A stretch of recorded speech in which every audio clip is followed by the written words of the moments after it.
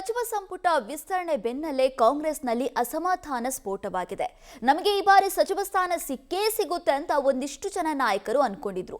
ಆ ಎಲ್ಲಾ ನಾಯಕರಿಗೆ ದೆಹಲಿಯ ಹೈಕಮಾಂಡ್ ಈಗ ಶಾಕ್ ಕೊಟ್ಟಿದೆ.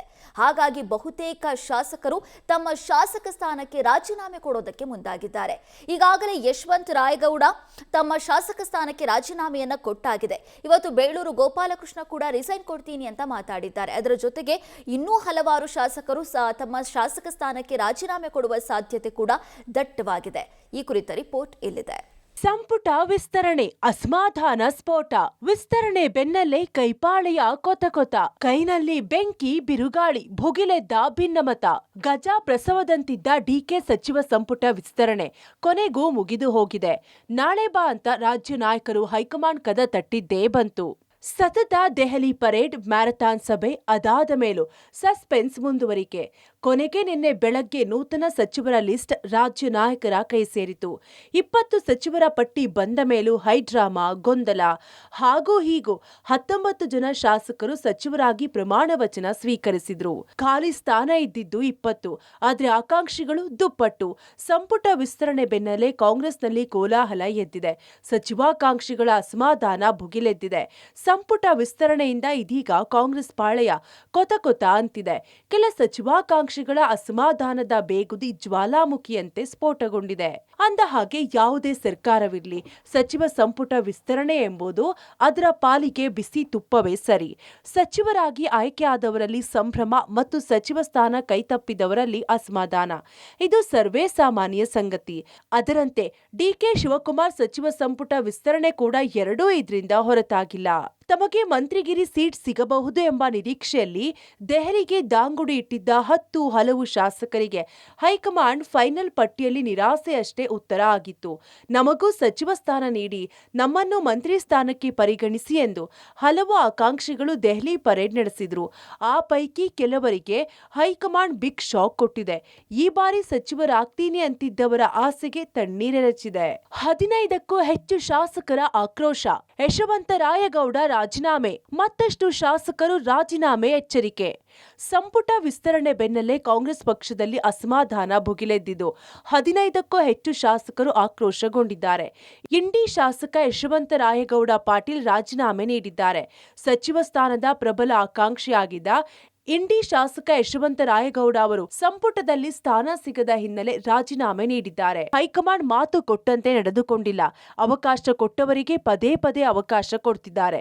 ಪಕ್ಷಕ್ಕೆ ನಮ್ಮಂತವರ ಅವಕಾಶವೇ ಇಲ್ಲವಾಗಿದೆ. ಪಕ್ಷದಲ್ಲಿ ಷಡ್ಯಂತ್ರಗಳು ನಡೆಯುತ್ತಿವೆ.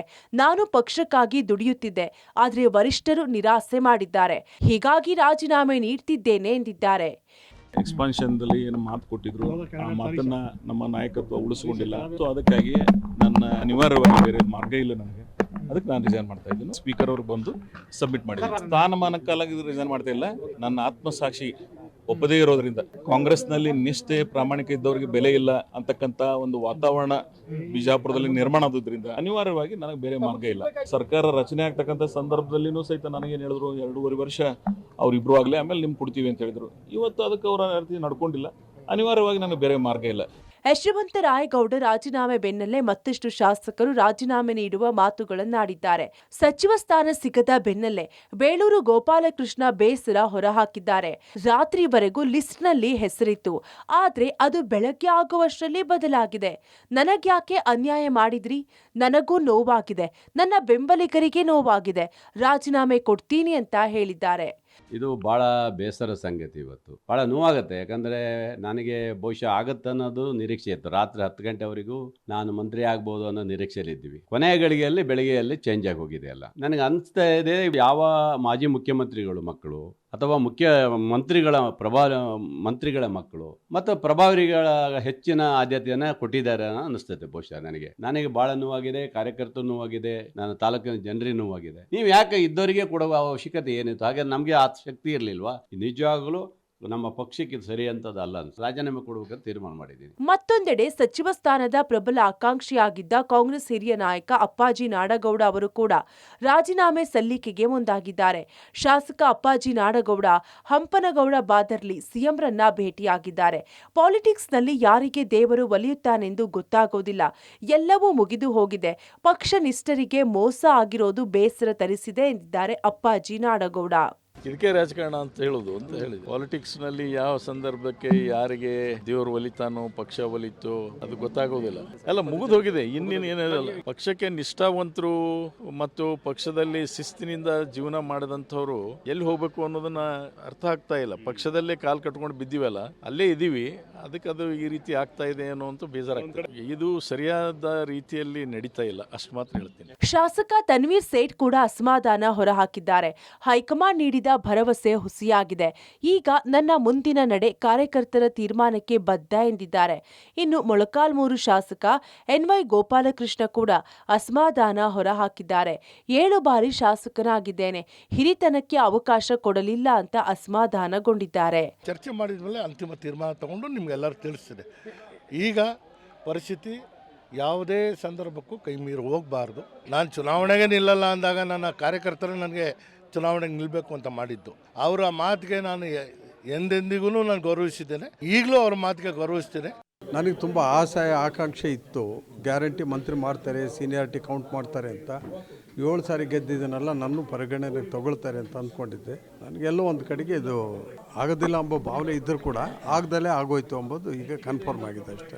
ಅಂದರೆ ಯುವಕರು ಈಗ ಬಂದಿರೋರು ಮಾತ್ರ ಬುದ್ಧಿವಂತರು, ಈಗ ಹಿಂದೆ ಇದ್ದವರೆಲ್ಲ ದಡ್ರ. ನಾವೆಲ್ಲ ಓದ್ಕೊಂಡು ಬಂದಿಲ್ವಾ, ರಾಜಕೀಯ ನಮಗೆ ಗೊತ್ತಿಲ್ವಾ, ಮುಗಿದೋಗಿದೆ ಸರ್. ಈಗ ಏನು ಪ್ರಯೋಜನ ಇಲ್ಲ. ಪ್ರಯತ್ನ ಮಾಡೋದ್ರಲ್ಲಿ ಇಷ್ಟೇ. ಹಿಂಗೆ ಇರ್ತೀವಿ. ಮತ್ತೆ ಮತದಾರರ ಹತ್ರ ಹೋಗ್ತೀನಿ, ಅವರಿಗೆ ವಿಚಾರಗಳೆಲ್ಲ ತಿಳಿಸ್ತೀವಿ.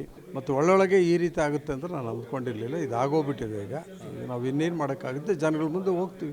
ಇನ್ನು ಸಿಂಧನೂರು ಶಾಸಕ ಹಂಪನಗೌಡ ಬಾದರ್ಲಿ ಈ ಬಾರಿಯ ಸಚಿವ ಸಂಪುಟ ವಿಸ್ತರಣೆಯಲ್ಲಿ ತಮಗೆ ಅವಕಾಶ ಸಿಗುತ್ತೆ ಅಂತ ಸಾಕಷ್ಟು ನಿರೀಕ್ಷೆಯಲ್ಲಿದ್ರು. ಆದರೆ ಆಸೆ ನಿರಾಸೆಯಾಗಿದೆ. ಇನ್ನು ಭದ್ರಾವತಿ ಶಾಸಕ ಬಿಕೆ ಸಂಗಮೇಶ್ ಸಹ ಸಚಿವ ಸ್ಥಾನದ ಪ್ರಬಲ ಆಕಾಂಕ್ಷಿಯಾಗಿದ್ರು. ಆದರೆ ಹೈಕಮಾಂಡ್ ಪಟ್ಟಿಯಲ್ಲಿ ಇವರ ಹೆಸರು ಕೈ ಬಿಡಲಾಗಿದೆ. ಬಾದರ್ಲಿ, ಸಂಗಮೇಶ್ ತಮಗೆ ಸಚಿವ ಸ್ಥಾನ ಸಿಗದಿದ್ದಕ್ಕೆ ಅಸಮಾಧಾನಗೊಂಡಿದ್ದಾರೆ. ಗಾದೆ ಹೇಳ್ತಾರೆ, ಬಾಯಲ್ಲಿ ಬೆಣ್ಣೆ ಬಗಲ ದೊಣ್ಣೆ ಅಂತ. 4 ಬಾರಿ ಗೆದ್ದು ಕಾಂಗ್ರೆಸ್ ಪಕ್ಷಕ್ಕೆ ನಿಷ್ಠೆಯಿಂದ ಇದ್ದು ಬಿಜೆಪಿ ಯಾವತ್ತು ನಮ್ಮ ಕಾಂಗ್ರೆಸ್ ಭದ್ರಾವತಿಗೆ ಬರಲಿಲ್ಲ ಹೋರಾಟ ಮಾಡಿ ನಂದೇ ಆದ ವರ್ಚಸ್ಸಲ್ಲಿ ಪಾರ್ಟಿಯನ್ನು ಗೆಲ್ಸ್ಕೊಂಡ್ ಬರ್ತಾ ಇದ್ದೀನಿ. 23ರಲ್ಲೇ ನನಗೆ ಕೊಡಬೇಕಾಗಿತ್ತು. ಬೇರೆ ಪಕ್ಷದಿಂದ ಇದು ಬಂದು 1 ಸಲ 2 ಸಲ ಗೆದ್ದವರಿಗೆ ಸ್ಥಾನಮಾನ ಕೊಡ್ತಾ ಇದ್ದಾರೆ. ನಾನು ಪ್ರಾಮಾಣಿಕವಾಗಿ 30-40 ವರ್ಷದಿಂದ ಕಾಂಗ್ರೆಸ್ ನಲ್ಲಿ ನಿಷ್ಠೆಯಿಂದ ಪ್ರಾಮಾಣಿಕತೆಯಿಂದ ದುಡಿತಾ ಇದ್ದೀನಿ. ಸಾಮಾನ್ಯ ವ್ಯಕ್ತಿಗೆ 4 ಬಾರಿ ಗೆದ್ದಂತರಿಗೆ ಈ ತರ ಮೋಸ ಮಾಡಿದ್ರೆ ಸಾಮಾನ್ಯ ಜನರಿಗೆ, ಕಾರ್ಯಕರ್ತರಿಗೆ ಏನು ಇವರು ಗುರುತಿಸ್ತಾರೆ? 5 ಬಾರಿ ಆಯ್ಕೆ ಆಗಿರತಕ್ಕಂತ ಶಾಸಕ. ಹೋದ ಪೀರಿಯಡ್ ನಲ್ಲೇನೆ ಆಗಬೇಕಾಗಿತ್ತು. ನಾವೆಲ್ಲ ವೆಂಕಟೇಶ್ ನಾಯಕರು ಹಿರಿಯರಿದ್ದ ಕಾರಣ ಅವ್ರ ಹೆಸರು ಹೇಳಿದ್ವಿ, ಹಾಗೆ ಬಿಟ್ಟಿದ್ವಿ ನಾವು. ಈ ಸಲ ಬಹಳಷ್ಟು ಆಶ್ವಾಸನೆಗಳು ಕೊಟ್ಟಿದ್ರು, ಆದರೆ ನಮ್ಮ ಜಿಲ್ಲೆಗೆ ಸಚಿವ ಸ್ಥಾನ ಕೊಟ್ಟಿಲ್ಲ. ಕೊನೆ ಕ್ಷಣದಲ್ಲಿ ಗಾಯತ್ರಿ ಶಾಂತೇಗೌಡಗೆ ಕೋಕ್. ಅಚ್ಚರಿಯ ಜೊತೆಗೆ ನಿರಾಸೆ, ಅಸಮಾಧಾನ. ಇನ್ನು ವಿಧಾನ ಪರಿಷತ್ ಸದಸ್ಯೆ ಗಾಯತ್ರಿ ಶಾಂತೇಗೌಡಗೆ ಕೊನೆಯ ಕ್ಷಣದಲ್ಲಿ ಸಚಿವ ಸ್ಥಾನ ಕೈತಪ್ಪಿದೆ. ಸಚಿವಾಕಾಂಕ್ಷಿಗಳು ವಿರೋಧ ವ್ಯಕ್ತಪಡಿಸಿದ್ರಿಂದ ಗಾಯತ್ರಿ ಶಾಂತೇಗೌಡ ಅವರ ಹೆಸರನ್ನ ಕೊನೆ ಕ್ಷಣದಲ್ಲಿ ಕೈಬಿಡಲಾಗಿದೆ ಎಂಬ ಮಾತುಗಳು ಕೇಳಿ ಬರ್ತಿದೆ. ಎಐಸಿಸಿ ಬಿಡುಗಡೆಗೊಳಿಸಿದ 20 ಜನ ಸಚಿವರ ಪಟ್ಟಿಯಲ್ಲಿ ವಿಧಾನ ಪರಿಷತ್ ಸದಸ್ಯೆ ಗಾಯತ್ರಿ ಶಾಂತೇಗೌಡ ಅವರ ಹೆಸರಿತ್ತು.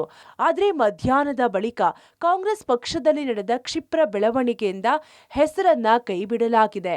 ಹೈಕಮಾಂಡ್ ನನ್ನನ್ನು ಗುರುತಿಸಿ ಏನು ಎಐಸಿಸಿ ಪಟ್ಟಿನಲ್ಲಿ ಬಂದಿದೆ ಅದನ್ನು ನನ್ನನ್ನು ಗುರುತು ಮಾಡಿದ್ದಾರೆ. ನನಗೇನು ಹೇಳಲ್ಲ, ನಾನು ಯಾವುದಕ್ಕೂ ರಿಯಾಕ್ಟ್ ಮಾಡಲ್ಲ. ಇಲ್ಲ, ನಾನು ಯಾವುದಕ್ಕೂ ರಿಯಾಕ್ಟ್ ಮಾಡಲ್ಲ. ಒಟ್ಟಲ್ಲಿ ಡಿಕೆ ಸಚಿವ ಸಂಪುಟ ವಿಸ್ತರಣೆಯಾಗಿದೆ. ವಿಸ್ತರಣೆ ಬೆನ್ನಲ್ಲೇ ಕಾಂಗ್ರೆಸ್ನಲ್ಲಿ ಅಸಮಾಧಾನ ಸ್ಫೋಟಗೊಂಡಿದೆ. ಶಾಸಕರಿಂದ ರಾಜೀನಾಮೆ ಪರ್ವ ಶುರುವಾಗಿದೆ. ಬಂಡಾಯದ ಬಾವುಟ ಹಾರಿಸಲು ಸಜ್ಜಾಗಿದ್ದಾರೆ. ಅಸಮಾಧಾನಿತರನ್ನ ಹೈಕಮಾಂಡ್ ಹೇಗೆ ಮನವೊಲಿಸುತ್ತೆ ಅನ್ನೋದು ಸದ್ಯದ ಕುತೂಹಲ. Political bureau, public TV.